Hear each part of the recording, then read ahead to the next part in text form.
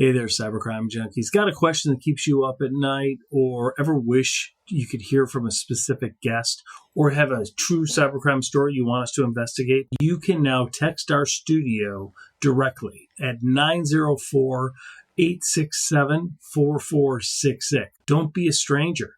Text us at 904-867-4466. Don't miss the chance to be part of the conversation. Text us direct at 904-867-4466. Hey, Cybercrime Junkies. This is your host, David Morrow, alongside investigative security researcher Logan Potberg in our studio today. Logan, welcome, sir. Thank you. Thanks for having me. No problem. In this episode, we're going to uncover the hidden truths behind this year's most notorious breach. It's the Move It breach 2023. And for listeners of the show and viewers, you know that we've been following this since it broke last April. It's become one of history's most shocking true cyber crimes. So step into the shadows of the dark web with us as we explore and unravel this crazy tale of this record-setting cyber extortion tactic that's decimated both small businesses and large household brand names throughout this year, 2023, and is set to continue throughout 2024. This is Cybercrime Junkies, and now the show. Come join us as we dive deeper behind the scenes of security and cybercrime today, interviewing top technology leaders from around the world and sharing true cybercrime stories to raise awareness. From the creators of Vigilance, the newest global technology newsletter, translating cyber news into business language we all understand.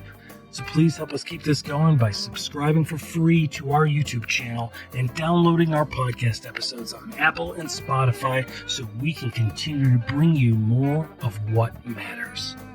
This is Cybercrime Junkies, and now the show.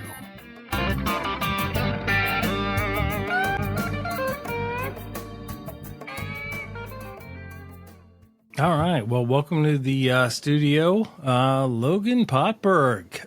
For the listeners, Logan's part of our team at Konica Minolta All Covered and has been, you can catch him on LinkedIn.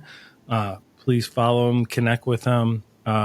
Former football star from Texas, joined us. There's only a million former football stars from Texas. Yeah, it's just it's kind of a thing. It's like criminals. It's like criminals from Chicago. No kidding. It's kind of our thing, if right? we had a battle of Texas football stars and Chicago criminals, I don't know. It might be a good one though. Why don't I think you guys could kick our ass if you could catch us? So, we probably need to edit that comment out, but that's all right. So everybody knows we're just kidding. Yeah. So tell us about the Move It breach. You've done a lot of research on it. We appreciate it. And Logan will be a regular co-host on this podcast. And you guys, he'll join Mark and us, and maybe even another cohort as we bring you some panel discussions and a lot more research this year. So Logan, walk us through what's going on with Move It lately. Yeah. So the breach is worse than expected, of course, and it's not even close to ending. We've been reporting on this since what seems like the dawn of time, but since the beginning of Move It. We knew it was going to be explosive growth and not in a good way.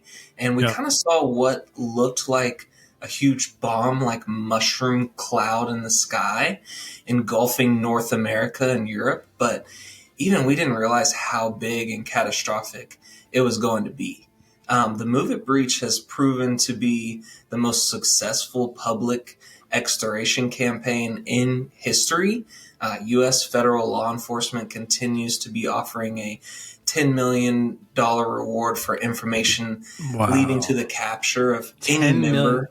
Yeah. So think about this. Let's chat about this just a second. It's like the Wild West when they'd have that like wanted poster like nailed on the side of a tree, right? Yeah, now that poster's just online, and now like don't know what they $10 look like, million bucks. $10 million Yeah. bucks is a lot of money to get from the federal government to like capture some dudes over in Russia. Enough Like, to switch sides, though? Because it seems yeah, like that's a good they're point. also doing, like, that's kind of the way they're trying to go is they Yeah. want someone to flip, but they're Yep. making a lot of money. So, Yeah, that's a good point. Yeah, that's probably why they had to make it so big, right?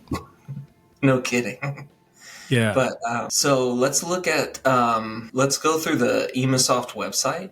This is where we can get a lot of Well, the. yeah, before we jump in there, I wanted to bring this to everybody's attention. Check this out. So, everybody knows, or so everybody knows, like this hits home for me personally and my family. So, this organization that Logan's about to show you on this research group based in Canada that's been following this, one of the largest breaches recently was Welltalk. Welltalk is an organization That was that, what, a week, less than a week yeah, ago. right. So, well, check this out. We just got a letter yesterday about Welltalk saying, hey, your information's been compromised. Your personal information, your healthcare information, medical records, payment information, all of that from the Move It breach. Is that Oh, they put ridiculous? Move It breach in there. They put it right in there. It says what happened. On July 26, 2023, we were alerted to an earlier alleged compromise of our MoveIt file transfer server in connection with software vulnerabilities made public by the developer of the MoveIt transfer tool, which is Progressive Software. We previously installed all published patches, but it still didn't make a difference. And then yada, yada, yada. Full reconstruction of our systems and historical data. Our investigation determined that on August 11th, it's December, by the way. By August 11th, an unknown actor exploited software vulnerabilities back in May. So you got to read the details when you get So these. we talk a lot about the dwell time before Yeah. you see the Yeah. breach, but look at the time of seeing breach to now it's still not resolved. Like normally No. that's a quicker turnaround for Well, most. we Now talk this is about that. Yeah, it's a good, great point, Logan. Like we talk about that all the time about how when threat actors get inside SMBs or a healthcare organization's network, you're not going to know. If you don't have the right systems in place, you're not going to know. Right. And this shows you that they didn't know, right? Like it's December, right? We're like just shy a few days of Christmas, and I'm getting a letter that says back in August, we realized we were breached back in May, and we're letting you know now. Like, what? Like, oh, and then in August they patched, and then they figured out it didn't do anything because they were already in. And because of this, let's get into kind of what they're doing. So, everybody that knows, MoveIt is it's a file transfer program. So what it does is, let's say, Logan, you're over in KC, I'm over in Indy, right? We have very confidential documents. Let's say Mosher is going to apply to be like in the Secret Service, and he's got all this background information, all this private and they're letting him in. No doubt. Yeah. And of course he's gonna pass through with flying colors. Even Mosher's not here, and we still have to give him the credit that he deserves. Yeah, absolutely. He'll appreciate this when he watches it. And so let's say I have them and I need to send them to you. Well, I can't friggin' email them, right? Because that can be stolen, right? And it's not going to be safe where you are. So we buy this program, organizations buy this program, the federal government, healthcare organizations, the big consulting companies like Ernst & Young, PwC, like all those, like they use this software program. And what it does is it encrypts it over here on my end so nobody can get it, right? And then it sends it encrypted, and then it encrypts it on your end. So that's great. Well, apparently this ransomware gang in Russia. So here's what happens with software, right? Like when there's a vulnerability, something happens. Somebody changes some configuration or something expires, right? And all of a sudden there's some exposure to the public. And what they do is they announce it and they said, we're working on a security patch. Well, during that period of time, or what happens is a security researcher, right, or a vulnerability tester will find that vulnerability and publish it. And then the manufacturer has to get going on fixing that, right? It's called a patch. Mm-hmm. Well, during that time, it's a 0 day. What a 0 day means is there's no patch for it, right? It's the first day of it, and they don't have the patch yet. Well, what Klopp did is Klopp has been successful over the past several years of finding these 0 days and getting inside. So they got inside before there was a security patch. So now they're basically living off the land, meaning they don't have to hack in. There was an open door. They got in. And then what happens is they didn't even have to launch ransomware. All they had to do is just copy and steal a copy of all of the communications being transferred. So everybody thought it was a process and for them. Yeah. You would think. Well, yeah, because they don't have to launch ransomware. Like they're a famous ransomware gang, but ransomware has issues. It itself is a program of code, right? And there's issues that can happen, but they didn't have to encrypt the data, right? They just had to take it because the data is top secret. Think about it, like all the data. This is a program that sells secrecy. It's like the Ashley Madison of like software programs, like, right? Like it sells secrecy. Like it is like you cannot disclose. It's the top secret stuff. So when people are applying to the FBI, people are applying to the U.S. Secret Service, when people are sending their most intimate healthcare records, let's say they're sending information, these big consulting firms and these big law firms, on a new IPO that's happening, a new stock that's going to go public before it's public. Now these guys have all of that inside information, and all they're doing is saying we're going to publicize it on our leak site, which goes viral on the regular web as soon as they do it, right? And to stop that, they're extorting them, they're blackmailing them. That's it. Like it's not more complicated than that, but it's brutal, and this is massive. So walk us through this, man. Yeah. So. Let me actually walk you through some of the details that we found. Yeah. Let's see. And the numbers are nowhere near done. Stay with us. We'll be right back. Imagine setting yourself apart from the competition because your organization is always secure, always available, and always ahead of the curve. That's NetGain Technologies, your total one source for cybersecurity, IT support, and technology planning. Picture picking up the phone and having decades of technology and cybersecurity expertise on the other end, like a bat phone, but with a team of specialists ready to make your business faster, easier, and more profitable. Since 1984, NetGain Technologies has designed, built, and implemented customized technology solutions for businesses of all kinds. They offer a clear roadmap and security plan to keep threats at bay, all at a predictable, affordable monthly cost. NetGain Technologies supports organizations across the United States, providing the benefits of a fully staffed in-house IT department and security team at a fraction of the cost. Get peace of mind. Get competitive. Get NetGain.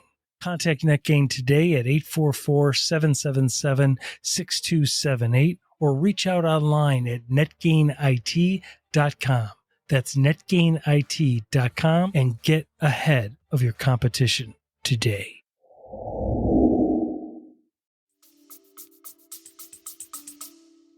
No, that's the thing. I mean, we reported on this thing with the breach, the initial vulnerability, like the initial bad thing that happened was like in May. And then they were talking about it in August. I think we did a short kind of research and episode on it just real quick, I think that was in August, like late August or something. And it's December. And it has like tripled or quadrupled in size since then. Well, So it keeps we're going. up to 2,600 organizations, 91 million individuals. Holy cow. That's insane. And Yeah, you see that's some of the lot. biggest ones. Here's you over here at Well Talk in second place. Hey, there we go. I wish they had my name on Give there. me some recognition. Yeah, I wish they had my name on there. That'd be good, Well, if you're going to be a part of it, at least be one of the big ones. At least give me some, like, and Mr. Morrow was busted right there. Like, if you want his health record, you can find out about his cholesterol. Go ahead. Oh, yeah. No, that's breaking news. But, I mean, yeah, these are just some of the biggest ones, and it's going to keep going. And so, well, look at that Bourne, Ontario. Dude, look at that. Teachers insurance annuity. Genworth Financial is huge. The state of Maine, Nuance Communications. Nuance does all that software. Holy cow. That is really big. When we look at these, though, do we think these are just late publishes, or are these new, ongoing, they just found out? Like, that's another thing that we don't really realize. Yeah, that's a good point. Like, how recent were these, or are they just now coming out? Yeah. Well, I remember when we were first looking at it, Logan, there were reports about it being, like when they were first announcing it, they were saying this is only about 4 or 5% of everybody that they know, meaning they knew, they being the people that are investigating the root cause and investigating the audit of this breach. They were aware that Klopp had taken a whole bunch of data. And so when Klopp was publicizing things periodically, they were like, they're only at like 4 or 5% of everything that we know they took. Well, and they're justified, not to give them, I guess wrong terminology, but if you look at the average cost, no, it's just professional. Record, it's like professional recognition. Yeah, $165 per record. And so to them, they're going after, well, where can I get the most amount of records? Right. And as you see here, they're all the way up to 15 million in just move it incidents. I mean, this is going to be, but where are we in the storm? That's that's the real 15 question. billion. So here's the thing. 15 billion. Yeah. So that's the whole thing. So Emmasoft is saying the average cost of these records on the dark web today is $165. Based on what we know so far, 165 times the number of records is 15,077,556,780 bucks. Can they just retire and be done? I think that's a lot of money. That's crazy. And the way the ransomware gangs operate, and I'm not certain that Klopp operates this way. I know Lockbit operates this way. But the head guys, right, Mr. the SUP, the actual administrator of Lockbit, they only take like a third or 40% in the actual affiliates that are doing the work, acting kind of as their agent. They wear the jackets. Yeah, they basically give them a jacket and a hat and go, now you're part of Klopp, go do this. And when they do that, the actual affiliates get like the bulk of it, which is pretty amazing. So imagine getting 70% of that. That is like, this is the problem, because you don't, like, some of this requires amazing technical skill. Some of it doesn't. Right? Some of it is, it's like downloading a program and then just acting on it. It's so pretty shocking. So how did it all happen? Like, walk us through this. Yeah. So on May 31st is when Progress Software issued an advisory patch. They rated it a severity rating 9.8 out of 10. We could probably go a little bit higher than 9.8 at the moment. It's probably a 10 out of 10, broke the scale. Yeah. But they didn't try to slide by and say it wasn't something that wasn't vulnerable. So we could give them credit there. Yeah, absolutely. And so on June 9th, they issued a patch for a second vulnerability. And then on June 15th, a third vulnerability. And so at that point, you got to think like, I mean, can we pause the software and patch what we need? Or, right. I mean, and I get it, like you're a company and you're making a lot of money and people are using your product, but now those are probably conversations they have now of like, you know, they could learn from it. What could we have done? Yeah. But yeah, so 3 vulnerabilities within May, June 9th, and June 15th. And on June 6th... 3 separate ones. Yes, 3 separate vulnerabilities. Okay. Klopp confirmed responsibility for the attack on June 6th. So before the second and third vulnerability, Klopp said, "This is all me." Wow. Well, and we talk about that, right? Like when we talk about, you know, you and I, when we were doing these security awareness trainings and the public speaking, we talk about some breaches aren't about financial gain. And you can usually tell by the cybercrime gang that takes credit or ones that don't. When we think about the Anthem breach, right? The Anthem breach, the Equifax breach. Well, no one took credit. Yeah. And this just shows you as soon as there's something, it's like when a terrorist attack occurs, right? You know, some far extremist group will say, we did it. It's because of this cause. And we take credit for it, right? We take responsibility for it. And in those breaches, nobody took responsibility. And here in Move It, we saw Klopp immediately said, yeah, guys, this is us. Because it's street credibility. You know, in the hacking community and the cybercrime community, it's about street credibility, right? Because so for the viewers that might not know, let's walk through like, who is Klopp? Because not only is it a really cool name, but they've done a lot of damage. It is. So walk us through it. Who are they? So Klopp is a cyber gang nonetheless, but Klopp initially is a type of ransomware that's used in cyber attacks. So very similar to Lockbit. The name of the gang, the name of the gang is named after the strand or the software of the penetration testing is what they call it, but it's the ransomware product that they launch. So the so-called Klopp not only attacks and then publishes on a site on the dark web called the data leak site, which is probably very heavy and not a place you really want to go. No, we're gonna bring listeners to the dark web with us in the next couple weeks. We're gonna get past the Christmas holidays, and then we're going dark.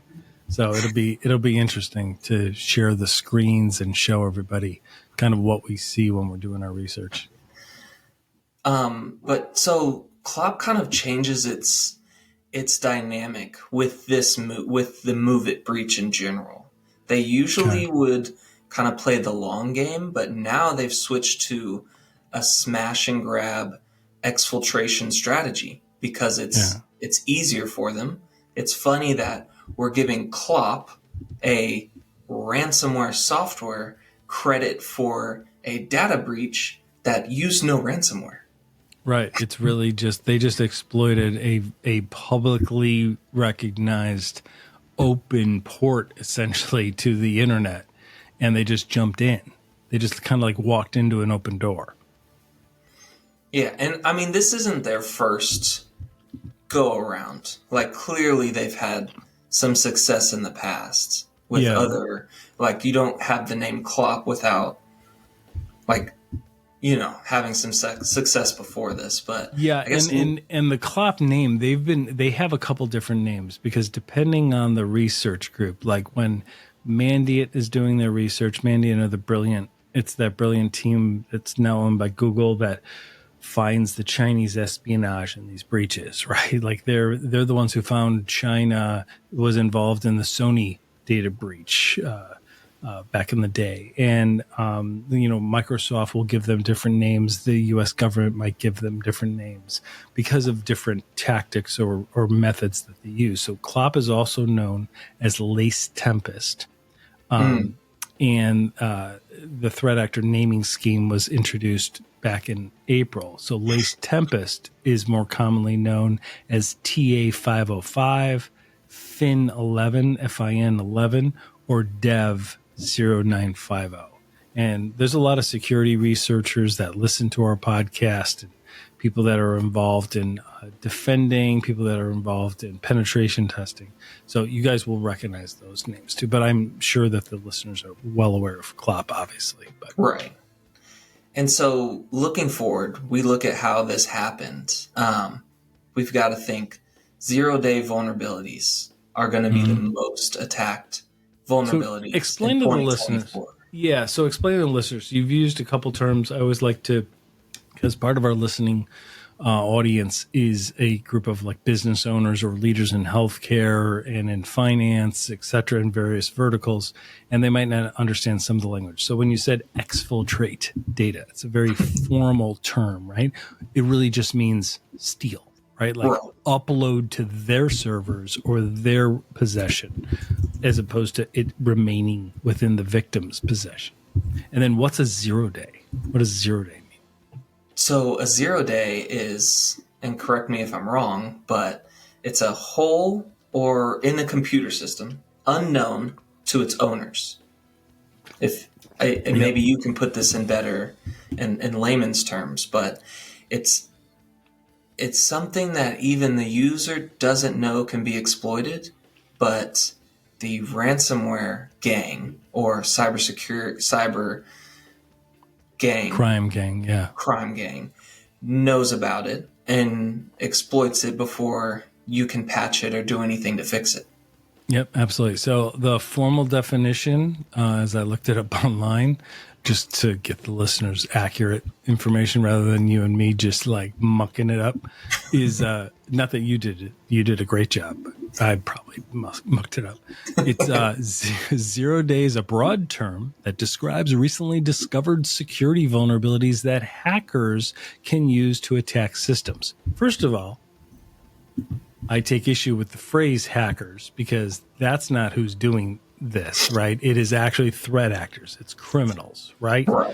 Hackers, we love hackers. So that everybody knows, we've had the most famous hacker, Chris Roberts, on here. Like hackers are just people with these great skills, right? It's the criminal hackers, the black hat hackers that we're talking about. So vulnerabilities that criminal hackers, black hat hackers, can use to attack systems. The term 0-day refers to the fact that the vendor or developer has only just learned of the flaw, which means they have 0 days to fix it. There we go. A 0-day attack takes place when hackers exploit the flaw before the developers have a chance to address it. That's exactly what happened here. Right. So the gang is known to wait a few weeks. CLOP is known to wait a few weeks after data theft before emailing the company executives with their demands. And CLOP on their dark website said the following. This is why you got to go to the dark web, because you got to hear these guys. This is where like the shadow brokers were like safely go to the dark web. Yeah, well, we'll show you how to do it and how not to do it. We'll bring Mark on about how not to do it, and then I'll show everybody how to do it safely. Poor guy. So CLOP said the following, quote, "We deliberately did not disclose your organization, wanted to negotiate with you and your leadership first," reads a CLOP ransomware note sent during the Go Anywhere extortion attacks, because they had done something like they did to Progressive Software in this Move It breach. They've done it to other software vulnerabilities in the past. And they continued on by saying, quote, "If you ignore us, we will sell your information on the black market and publish it on our blog. which receives 30 to 50,000 unique visitors a day. 30 to 50,000 a day. That's a lot of traffic on the dark web. Yeah. Holy cow. You can read about us on Google, they said. They literally said that. If you want to know who we are, you can read about us on the Google, right? And these That was attacks good. yeah, did you like that? Oh, I got to yeah. work on my accents. Yeah, that's good. These attacks now have governments from around the world going after Klopp. And as we mentioned before, the U.S. government has offered a $10 million reward for information on the threat actors. And I have a letter right here, ladies and gentlemen, sent to my home about the Move It breach. And it literally arrived yesterday as we were preparing for this episode. I can't make this stuff up. Well, Like, let's this just go find applies out to who all did of it us. and get our reward. Well, and that's what we got to do, all is right? fair. Like, that's, look, and for those that are newer listeners, like, our name of our podcast is Cybercrime Junkies. My favorite podcast, beyond any, is Crime Junkies, right? And they're also based here in Indianapolis. They do a far better job, but it's all actual crime. It's like physical crime, but they do a phenomenal job. What I love about what they do is they help law enforcement solve like cold cases. They get their listeners involved in solving some of these crimes. Cybercrime's a little different, right? We invite listeners when they see something to say something to contact the IC3 and contact your local FBI office or contact us and we will coordinate it for you. But this next year, thanks to Logan and Mark and our commitment to this podcast, we're going to be getting involved in some causes and we're going to invite the listeners to help us. There's the Innocent Lives Foundation that Chris Hannigy and team, who we've had on, who will be on in January. They have helped capture data involving CSAM, which is like child sexual exploitation online. And there's going to be more on that to come. But the whole point is we want to raise our game to the next level and really try and promote through our network here and bring some of these criminals, especially the ones that are doing child exploitation online, because we can, and we've proven that we've done it. We've done some undercover things, but we really want to get involved, and we're going to be inviting everybody to join us. So what does CISA say? CISA is phenomenal, absolutely phenomenal organization, arm of the federal government. They give some guidance, don't they, about what small businesses and smaller healthcare organizations, assisted living places, smaller hospitals, what they can do to protect themselves from this Klopp attack. They gave us like 3 or 4, it looks like, right? One was like take an inventory of assets and data, identifying authorized and unauthorized devices and software.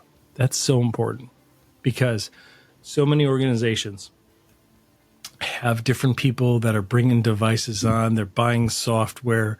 They're throwing it on the network, and the IT team just can't keep track of it. Like they're like, we didn't even know about it, right? They'll get calls to the help desk.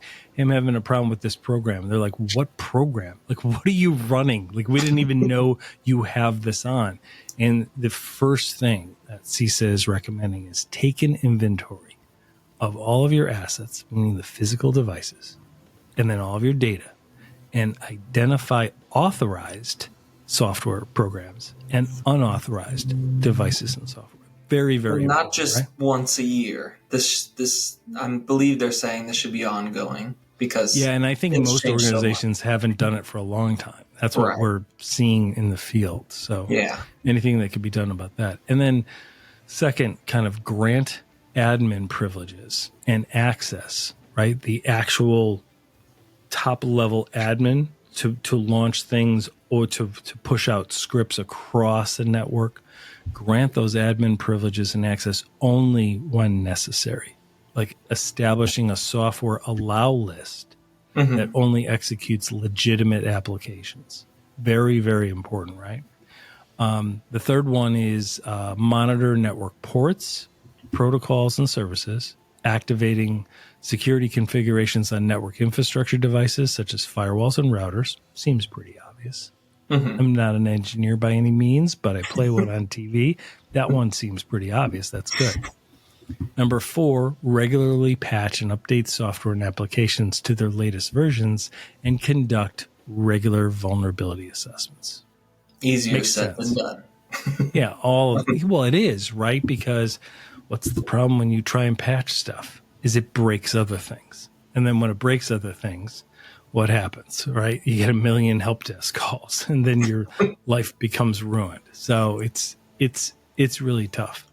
So let's talk about this school that got hit by Move Yeah. It. So think about this. So a school got hit 6 different ways by 6 different bad guys, all because of the Move It compromise. Seriously, the numbers seem to be masking a much larger disaster throughout this entire Move It campaign. The victim pool represents like the most entrenched institutions of highly sensitive and regulated sectors, including healthcare, education, finance, insurance, government, pension funds, and manufacturing.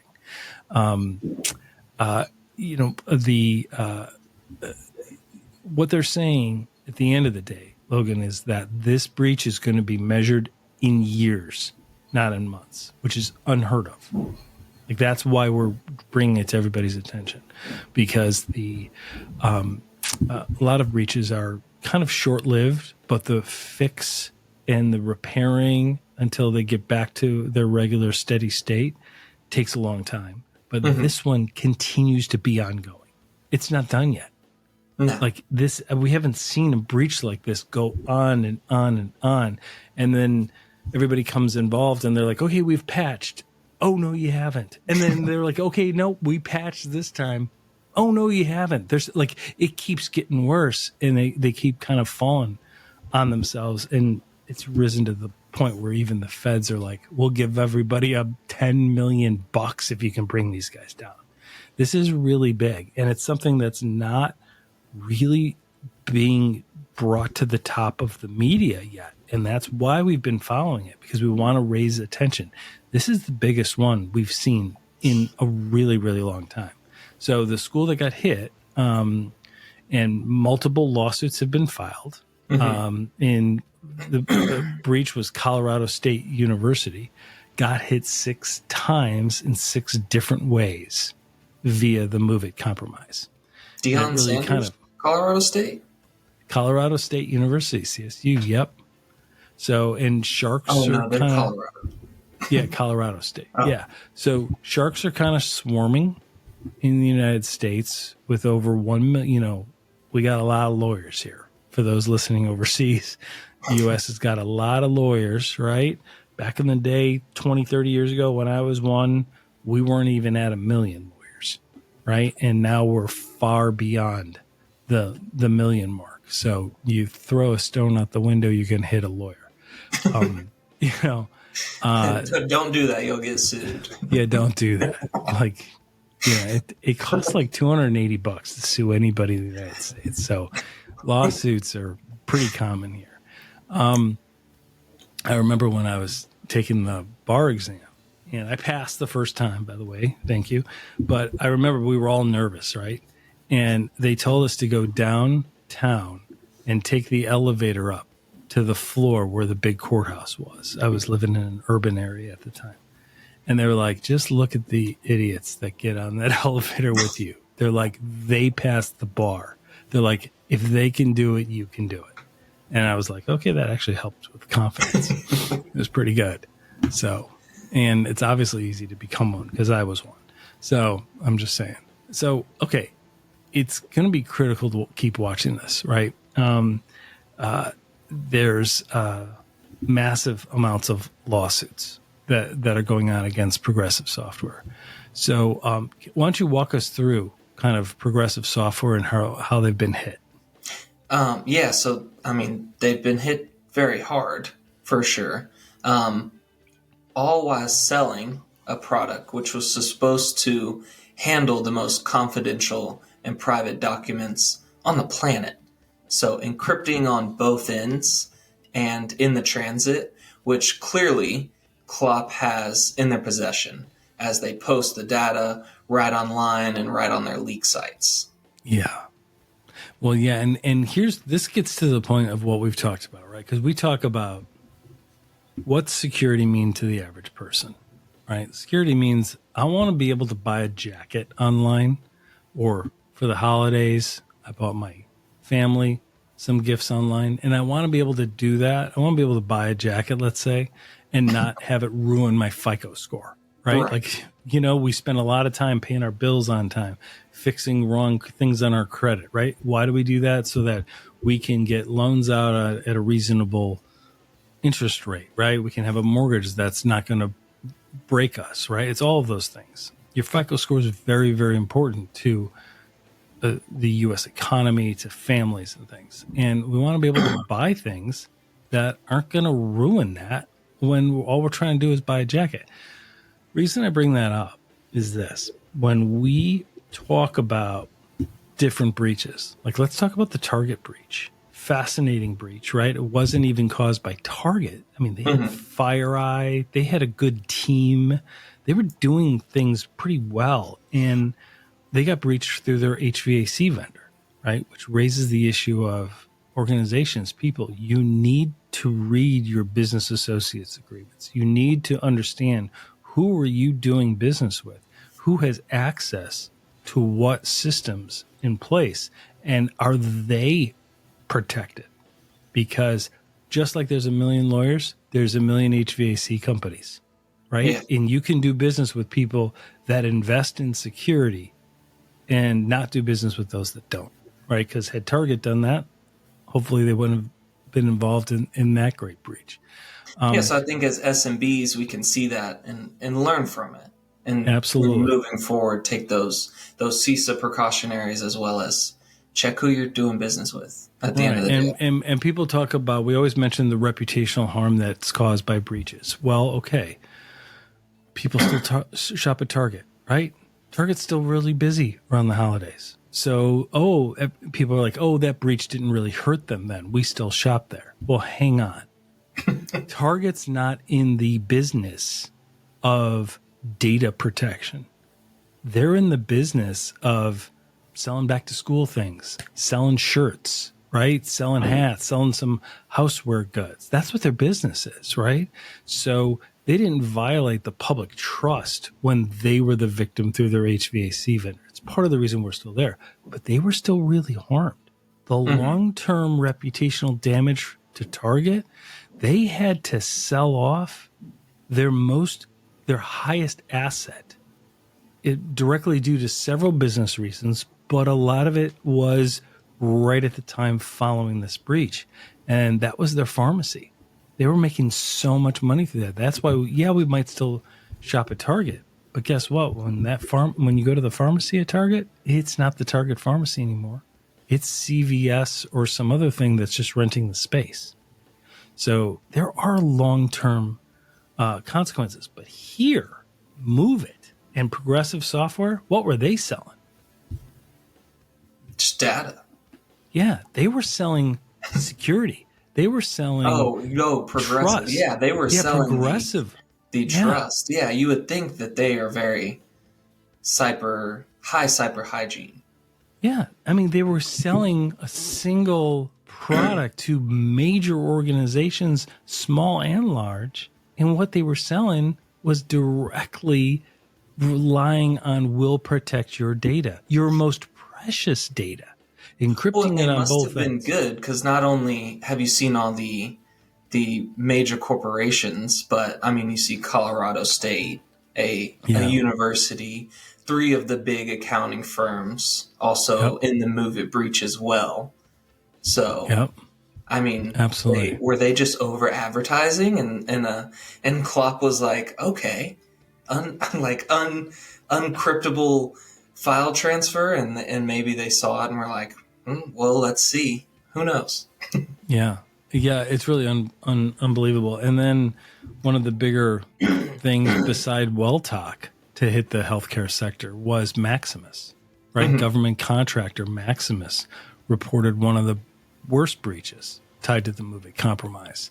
So after PII, personally identifiable information, and PHI, personal healthcare information, of up to 11 million people became exposed and available on CLOP's website. The data of more than 600,000 Medicare beneficiaries was also exposed as part of that Maximus breach. And, you know, as we've talked about, the level of that compromise it has moral, philosophical, and privacy concerns, right? Because when you think of personal health care records of cancer treatment, STDs, mental health treatment, all of that exposed and being leveraged to extort, embarrass, and torment victims is going to last for years to come.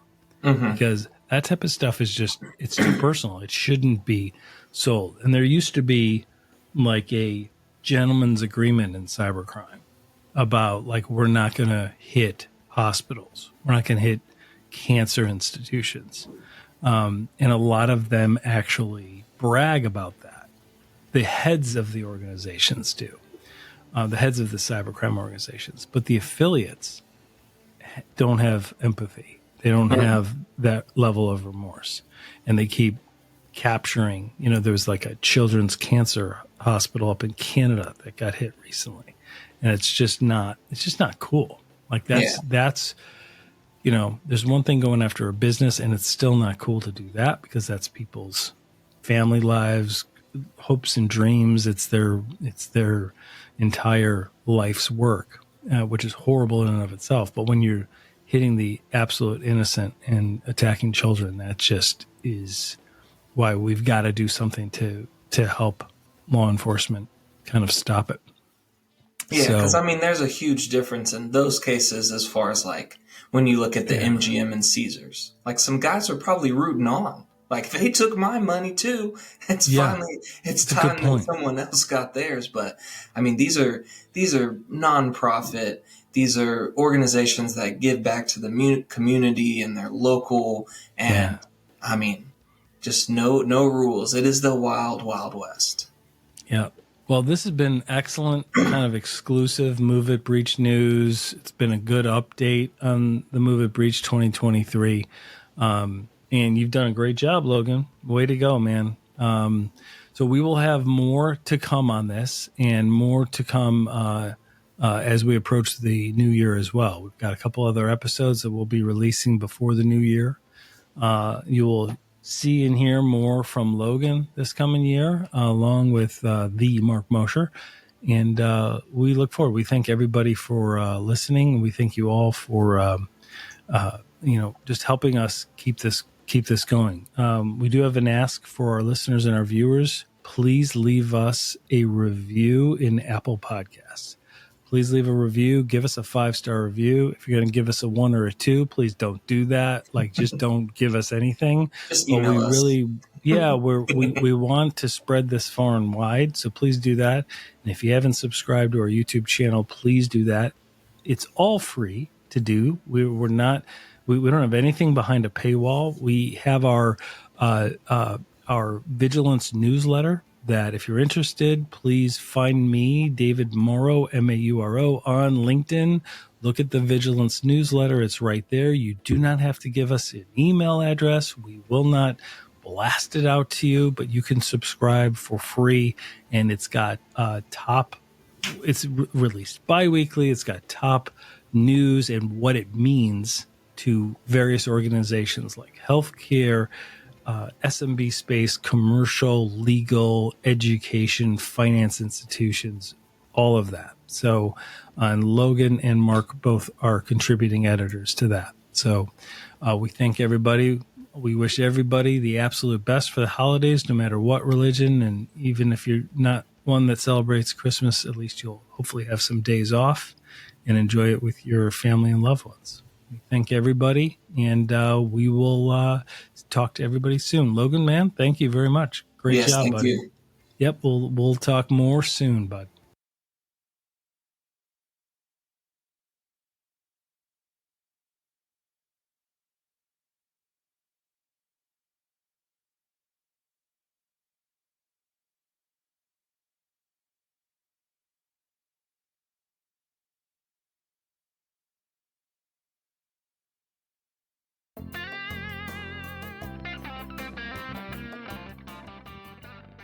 Well, that wraps this up. Thanks for joining, everybody. Hope you got value out of digging deeper behind the scenes of security and cybercrime today.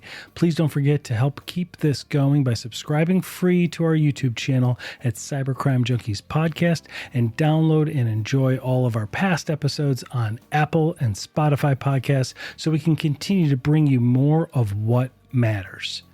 This is Cybercrime Junkies, and we thank you for joining us.